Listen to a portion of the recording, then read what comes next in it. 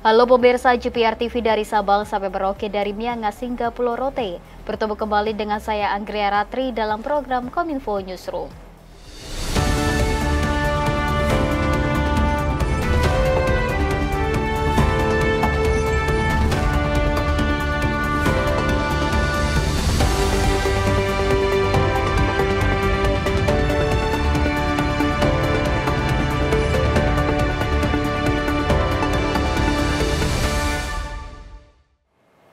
Kita ke informasi yang pertama pemirsa. Paus Fransiskus dan Imam Besar Masjid Istiqlal Nasaruddin Umar menekat sebuah deklarasi dalam pertemuan lintas agama di Masjid Istiqlal, Jakarta. Deklarasi itu berjudul Deklarasi Bersama Istiqlal 2024, meneguhkan kerukunan umat beragama untuk kemanusiaan.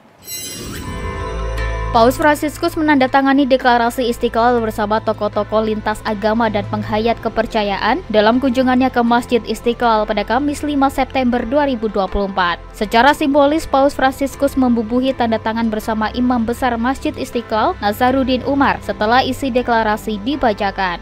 Deklarasi bersama ini dilatari oleh dua krisis serius global, yakni fenomena dehumanisasi dengan meluasnya kekerasan dan konflik berdarah yang justru kerap memperalat agama, serta eksploitasi yang semakin masif terhadap lingkungan hidup dan mengakibatkan krisis iklim. Adapun deklarasi itu menyuarakan terkait yang pertama, nilai-nilai yang dianut oleh tradisi agama-agama kita harus dimajukan secara efektif untuk mengalahkan budaya kekerasan dan ketidakpedulian yang melanda dunia kita. Sejatinya nilai-nilai agama harus diarahkan untuk meningkatkan budaya hormat, martabat bela rasa, rekonsiliasi, dan solidaritas persaudaraan untuk mengatasi dehumanisasi dan kerusakan lingkungan. Yang kedua, yakni para pemimpin negara khususnya terinspirasi oleh narasi dan tradisi rohani masing-masing harus bekerja sama dalam menanggapi krisis-krisis tersebut, mengidentifikasi penyebabnya dan mengambil tindakan yang tepat. Yang ketiga, yakni oleh karena terdapat satu keluarga umat manusia di seluruh dunia, dialog antar umat agama harus diakui sebagai sebuah sarana yang efektif untuk menyelesaikan konflik lokal, regional, dan internasional, terutama konflik yang dipicu oleh penyalahgunaan agama.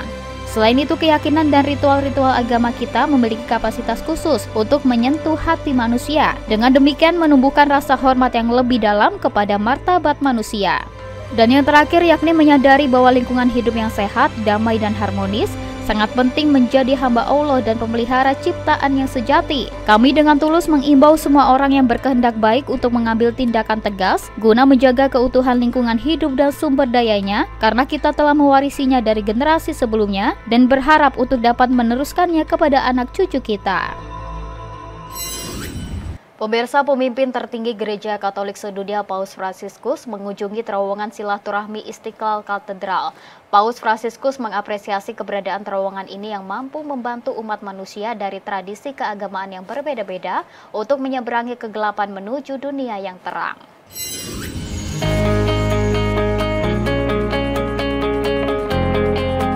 Pemimpin tertinggi Gereja Katolik Sedunia Paus Fransiskus memberkati terowongan silaturahmi Istiqlal Katedral yang berasal di sisi Masjid Istiqlal pada Kamis 5 September 2024. Paus Fransiskus mengapresiasi keberadaan terowongan yang menghubungkan halaman Masjid Istiqlal dan Gereja Katedral tersebut. Terowongan silaturahmi yang menghubungkan Masjid Istiqlal dengan Gereja Katedral ini digagas oleh Presiden Republik Indonesia Joko Widodo dan diresmikan pada 7 Januari 2021.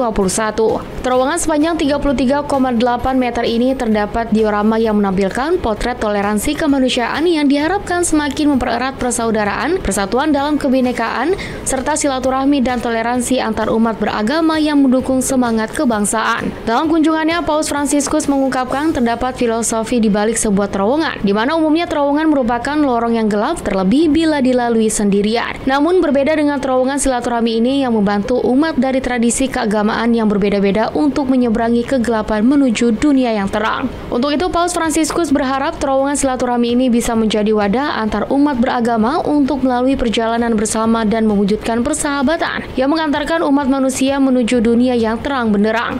Paus Fransiskus optimistis bahwa umat manusia bisa hidup dalam kerukunan dan kedamaian, juga saling terbuka dan bisa menjadi simbol kehidupan bersama yang damai dan mencirikan bangsa Indonesia. Kita beralih ke informasi lainnya pemirsa. Wakil Presiden Ma'ruf Amin dalam rapat koordinasi nasional stunting menyampaikan harapannya agar pemerintahan selanjutnya dapat melanjutkan dan memperkuat pelaksanaan program penurunan stunting yang telah berjalan 5 tahun dan menunjukkan hasil signifikan.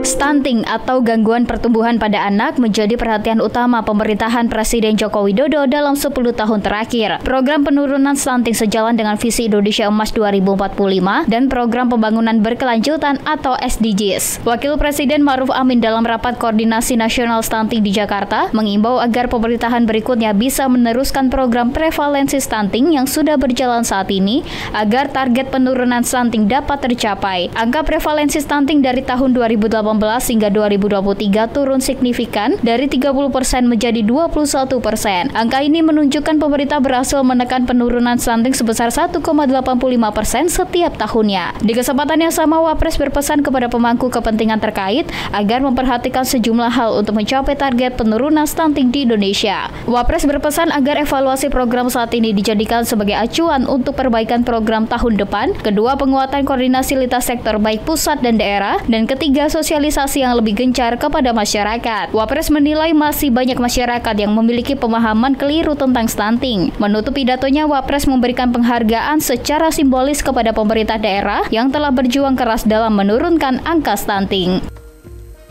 Untuk mewujudkan hal ini, tentu saja program yang sudah disusun harus dilanjutkan secara konsisten dan penuh komitmen oleh seluruh pimpinan.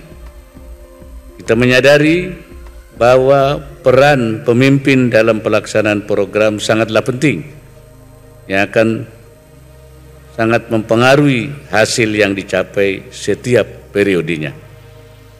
Ke depan, saya sangat berharap jajaran pemimpin pemerintahan baru dapat terus berkomitmen melanjutkan pelaksanaan program percepatan penurunan stunting dan menjaga hasil yang sudah dicapai sebelumnya.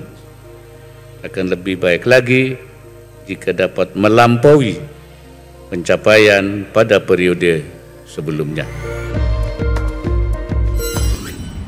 Dalam kesempatan yang sama pemirsa, Menteri Koordinator Bidang Pembangunan Manusia dan Kebudayaan Muhadjir Effendi menyebutkan ada beberapa faktor penting yang harus ditingkatkan dalam hal mengejar target penanganan stunting di Indonesia, seperti memastikan ibu hamil KEK mendapatkan sumber gizi yang mencukupi hingga imunisasi dasar lengkap bagi anak balita.